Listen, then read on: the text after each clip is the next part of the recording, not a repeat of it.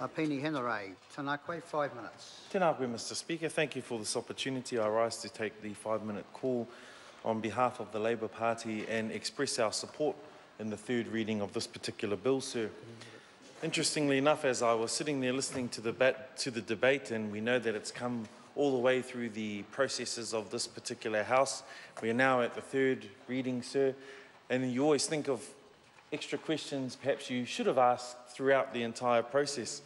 And sir, I was wondering if we are sending those who are released from prison back into homes that are contaminated with P, how does this affect their chances of staying sober, of not being tested and found positive to have traces of P in their system?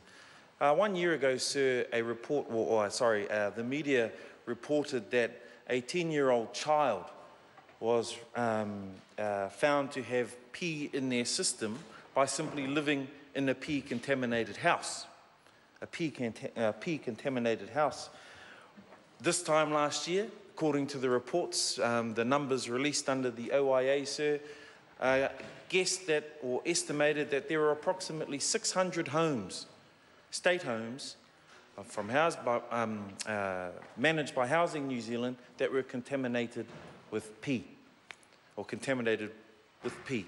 And I wonder, sir, given some of the testing regimes, some of the questions asked about those, the testing regimes to discover whether or not your house is contaminated with P, whether or not that will have an impact somewhere along the line when testing comes around for those who are released into homes under supervision, some strict rules around drug use and, of course, alcohol. Sir, this House has already expressed how these types of provisions ensure that communities are safer. Sir, I wonder if the government remembers its 2009 Tackling Methamphetamine and Action Plan. And in that action plan, sir, it talks about how intensive the counselling is required to break somebody from the habit of P in particular, but also of alcoholism.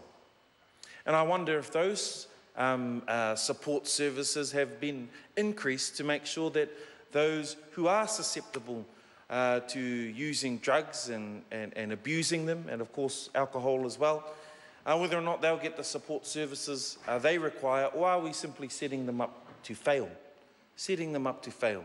We're putting them back into communities where arguably the use of drugs such as P are on the increase.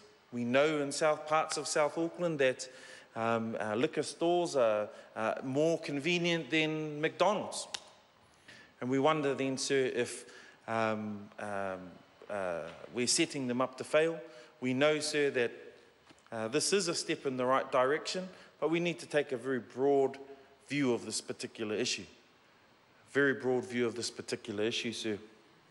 So we are in support of this.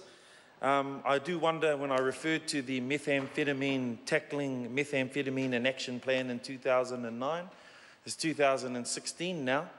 A lot of years have passed by, and I'm wondering exactly whether or not we've met some of the challenges with drugs in our communities. But to the purposes of this particular bill, sir, I hope that we know that this is a step in the right direction. Community must be kept safe where possible and at all times, and we want to make sure that the legislation in this House will certainly lend itself towards that safety in the community, sir. But I can't help but think about the lack of services that are out there to make sure that we're actually dealing with these issues.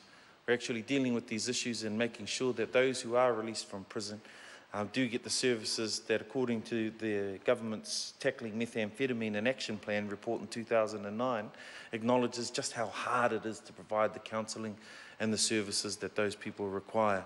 But, sir, in the third reading, we support this bill. Kia ora.